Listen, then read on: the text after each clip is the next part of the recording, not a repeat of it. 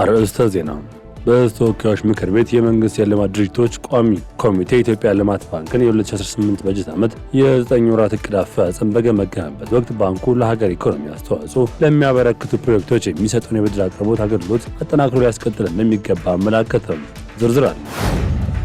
የቱኒዚያ ፍርድ ቤት የቀድሞ ፍትህ ሚኒስትርና ዋና ተቃዋሚ ናህዳ ንቅናቄ ከፍተኛ አመራር የሆኑትን ኑረዲን ባህሪን በ20 ዓመት ጽኑ እስራት እንዲቀጡ ወሰነ። ግለሰቡ የተቀጡት እንደ አውሮፓውያን አቆጣጠር በ2012 የፍትህ ሚኒስትር በነበሩበት ወቅት በሽብርተኝነት የሚፈለጉ የውጭ ዜጎች በህገወጥ መንገድ ፓስፖርትና የዜግነት ሰነዶችን ሰጥተዋል በሚል በቀረበባቸው ክስ ነው። የአፍሪካ ጉዳያችን ሩሲያ በመስኩ የሚካሄደው ሁለተኛው የዓለም ጦርነት የድል በዓል መታሰቢያ ላይ ዩክሬን ማስተዋወቅ ከፈጠረች በዩክሬን ዋና ከተማ ኪቭ ላይ ከባድ ጥቃት እንደምትፈጽም አስጠነቀቀች። በመሆኑም በኪቭ የሚገኙ የውጭ ሀገራት ዲፕሎማቶችና ዜጎች ከተማዋን ለቀው እንዲወጡ አሳስባለች። ሰሙታላችሁ። ውድ የሀገሬ ቲቪ ተመልካቾቻችን ለሰዓቱ ያዘላችሁ ዘገባዎች ተጀምረዋል። ከዘገባዎቹ ጋር ሚኪያስ ኃይሌ ነኝ። ልማት ባንክ የሚሰጠውን የብድር አቅርቦት አገልግሎት ማጠናከሩ ሊያስቀጥል እንደሚገባ ተመላከተ። በተወካዮች ምክር ቤት የመንግስት የልማት ድርጅቶች ጉዳዮች ቋሚ ኮሚቴ የኢትዮጵያ ልማት ባንክ 2018 በጀት ዓመት የ9 ወራት ዕቅድ አፈጻጸም በገመገመበት ወቅት ባንኩ ለሀገር ኢኮኖሚ አስተዋጽኦ ለሚያበረክቱ ፕሮጀክቶች የሚሰጠውን የብድር አቅርቦት አገልግሎቱን አጠናክሮ ሊያስቀጥል እንደሚገባ አመላክተዋል። የቋሚ ኮሚቴው ሰብሳቢ መለስ መና እንደ ሀገር በመንግስት ትኩረት ከሚሰጥባቸው ዘርፎች በግብርና፣ ማኒፋክቸሪንግ፣ በማዕድንና በመሬት ሊዝ ለተሰማሩ ባለሀብቶች የብድር አቅርቦት ተደራሽ በማድረግ ረገድ ትኩረት ሰጥቶ ሊሰራ እንደሚገባ የቋሚ ኮሚቴው ሰብሳቢ አጽንኦት ሰጥተዋል። ባንኩ ማነቆ የሆኑ ፖሊሲዎች ወደፊት ሊያሰራ የሚችል መልኩ ማሻሻሉ የብድር አመላለስ የተሻለ መሆኑ ከውጭ ምንዛሬ ግኝት ጋር ተያይዞ የተሰሩ ስራዎች እንዲሁም ሌሎች የተሻሉ ስራዎች በመስራት የባንኩ ገቢ እየተሻለ መምጣቱን ሰብሳቢው በጥንካሬ አንስተዋል። ከብድር አሰጣጥ ሂደቶች ጀምሮ ያሉትን ክፍተቶች ለመሙላት ስትራቴጂ ነድፈው እየሰሩ እንደሆነ የገለጹት የኢትዮጵያ ልማት ባንክ ፕሬዝዳንት ዶክተር ኢሳያስ ካሳ የባንኩን መሰረታዊ ችግሮች ለመቅረፍ ያስችል ዘንድ አዲስ ቦርድ ተቋቁሞ ወደ 23 ፖሊሲዎች ጸድቀው የተለያዩ ክትትል በማድረግ የልማት አጋሮች ቋሚ የሆነ ፈንድ ሞቢላይዜሽን በማቋቋም ስራቸውን እየሰሩ እንደሆነም ጠቁመዋል። የኤአይ ስልጠና መስጠት የሚችለው ህጋዊ እውቅና ያላቸው ተቋማት ብቻ መሆናቸው ተገለጸ። ኢትዮጵያ አርቲፊሻል ኢንተለጀንስ ኢንስቲትዩት እውቅናና ፍቃድ ሳይኖረው ማንኛውም ግለሰብና ተቋም ኤአይ ስልጠና መስጠት እንደማይችልም አስታውቀዋል። በአሁኑ ወቅት የሰው ሰራሽ አስተውሎት ኤአይ ስልጠና የመስጠት መብት ያለው ራሱ ኢንስቲትዩትና ህጋዊ እውቅና ያላቸው ተቋማት ብቻ ናቸው ሲሉ ኢትዮጵያ አርቲፊሻል ኢንተለጀንስ ኢንስቲትዩት የኮሚኒኬሽን ዳይሬክተር ተስፋዬ ዘውዴ ገልጸዋል። ከሚቀጥለው ዓመት ጀምሮ ስልጠናው በዩኒቨርሲቲ ደረጃ መስጠት እንደሚጀመር ዳይሬክተሩም አመላክተዋል። ኢንስቲትዩቱ እስካሁን ድረስ ለማንኛውም ግለሰብ ሆነ ተቋም የማህልጠን የማስተዳደር ፍቃድ እንዳልሰጠ የጠቆሙት ዳይሬክተሩ ይህንን መመሪያ ጥሶ ስልጠና እንዲሰጥ የተገኘ አካል ህጋዊ ቅጣት እንደሚጠብቀውም አሳስበዋል። ህብረተሰቡም ራሱን ከአደናጋሪ ግለሰቦች እንዲጠብቅና አላስፈላጊ ለሆኑ ወጪዎች እንዳይዳረግ ጥሪ አቅርበዋል። ኢትዮጵያ ኤአይ ፖሊሲና ስትራቴጂ ሳይረዱ እንዲሁም ተቋማዊ ፈቃድ ሳይኖራቸው በግለሰቦች የሚደረግ የማህልጠን ሙከራዎች ከእውቅና ውጪ መሆናቸው ተጠያቂነት እንደሚያስከትልም ጠቁመዋል። ኢትዮጵያ አፍሪካ ፋይናንስ ፎረም ማስተናገድ ጀመረች። ሁለተኛው የአፍሪካ ሉዓላዊ ፋይናንስ ፎረም የበጀት አቅም ማሳደግና የዕዳ ዘላቂነትን ማረጋገጥ በሚል መሪ ቃል በአዲስ አበባ መካሄድ ጀምረዋል። በገንዘብ ሚኒስቴር በተባበሩት መንግስታት የአፍሪካ ኢኮኖሚ ኮሚሽን እና በኤፍኤስዲኤፍ አፍሪካ ትብብር የተዘጋጀው ይህ ፎረም ለ3 ቀናት የሚቆይ ነው።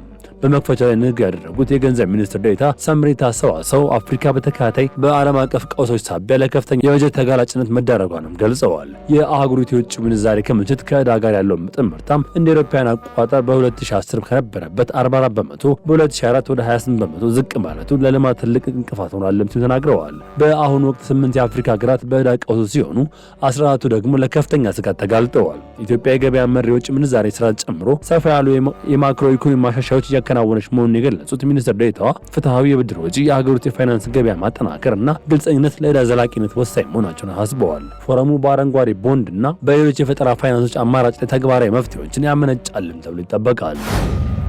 የቻይና ኤምባሲ ድጋፍ እንዲያደርግ ተጠየቀም። በልዩ ኢኮኖሚ ዞኖች ውስጥ አቅም ያላቸው የቻይና ባለሀብቶች ለመሳብ በኢትዮጵያ የቻይና ኤምባሲ ሁሉን አቀፍ ድጋፍ እንዲያደርግ የኢትዮጵያ ፓርኮች ልማት ኮርፖሬሽን ዋና ስራ አስፈጻሚ ዶክተር ፍስሐ ይታገሱ ጠየቁ።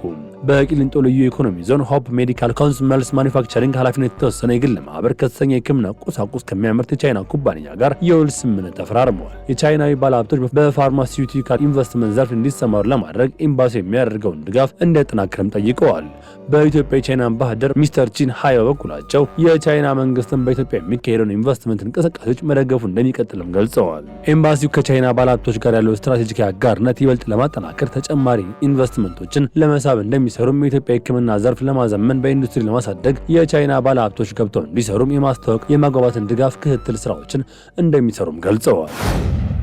የቱኒዚያ ፍርድ ቤት የቀድሞውን የፍትህ ሚኒስትር በ20 ዓመት እስራት ቀጣ።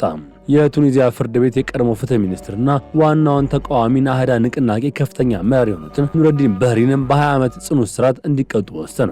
ግለሰቡ የተቀጡት እንደ አውሮፓውያን አቆጣጠር በ2012 የፍትህ ሚኒስትር በነበሩበት ወቅት በሽብርተኝነት ለሚፈለጉ የውጭ ሀገር ዜጎች በህገወጥ መንገድ ፓስፖርትና የዜግነት ሰነዶችን ሰጥተዋል በሚል በቀረበባቸው ክስ ነው።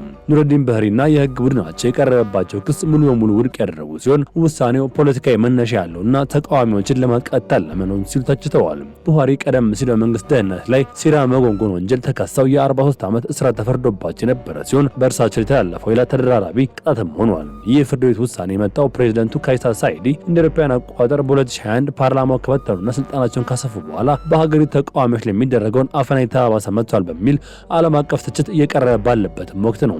የሰብአዊ መብት ተሟጋቾች ድርጅቶች በቱኒዚያ ፍትህ ነጻነት እየተሸረሸረ መሆኑን፣ በርካታ ፖለቲከኞች፣ ጋዜጠኞችና አንቂዎች ለእስርና ለክስ የተዳረጉ መሆኑን በስጋት እየገለጹ ይገኛሉ።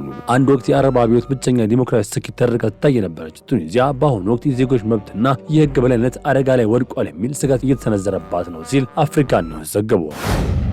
በኒውክሌር ጉዳይ ድርድር የለም ስትል ኢራን አስታወቀች።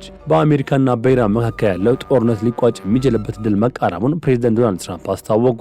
አሜሪካን ኢራን ለዓመታት የዘለቀውን አውዳሚ የሆነውን የኢራን ጦርነት ለመቋጨት የሚያስችል አጭር የመግባቢያ ሰነድ ላይ ስምምነት ለመፈረም ከመቼውም ጊዜ በላይ መቃረባቸው የድርድሩ ሂደት ቅርበት ያላቸው ቀጠናዊ ምንጮች ገለጹ።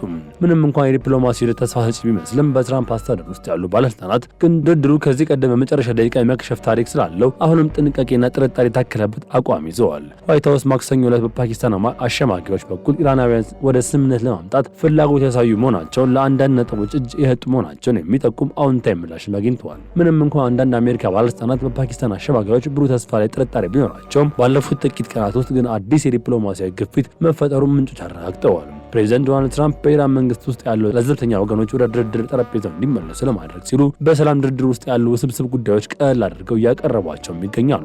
የቀድሞ የኢራን አብዮታዊ ዘብ አዛዥና የአሁኑ ኢራን ጥቅም ማመዛዘኛ ምክር ቤት አባል መሆሴን ረዛይ በበኩላቸው ኢራን በኒውክሌር ጉዳይ ላይ ከማንም ጋር አትደራደርም ሲሉ በይፋ አስታውቀዋል። ረዛይ ለኢራን የዜና ወኪል በሰጡት መግለጫም የኒውክሌር ጉዳይ ለድርድር የማይቀርብ የሀገሪቱ ቀይ መስመር መሆኑን የወሳኙ የሆርሙዝ ባህረ ሰጥ ቁጥጥርም ቢሆን በኢራን እጅ ብቻ መቆየት እንዳለበት በአጽንኦት ገልጸዋል ሲል የዘገበው ቢቢሲ ነው።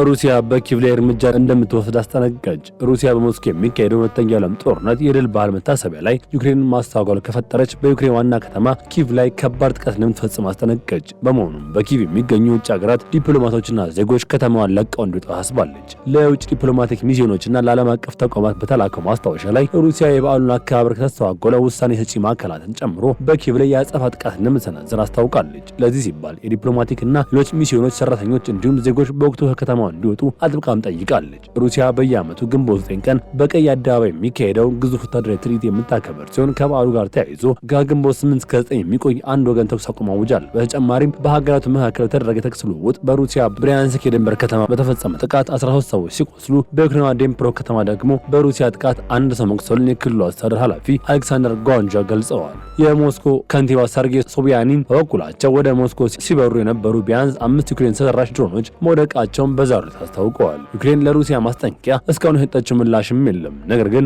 የዩክሬኑ ፕሬዝዳንት ቭላዲሚር ዜሌንስኪ ለሩሲያ ፕሬዝዳንት ቭላዲሚር ፑቲን ትልቅ ትርጉም ባለው ድል በዓል ላይ ሩሲያ ያቀረበች የተኩስ አቁም ጥያቄ አጥብቀው ተችተዋል። ዜሌንስኪ ሰኞ በሰጡት አስተያየትም የዩክሬን ድሮኖች በቀይ አደባባይ ላይ ያንዣባሉ የሚል ከፍተኛ ፍርሃት ሞስኮ ላይ መንገሱን መናገራቸው ይታወሳል ሲል ሮይተርስ ዘግበዋል። ውድ የሀገሬ ቲቪ ተመልካቾቻችን ለሰዓቱ ያንዝላችሁ ዘገባዎች ተጠናቀዋል። ቸር ቆዩን።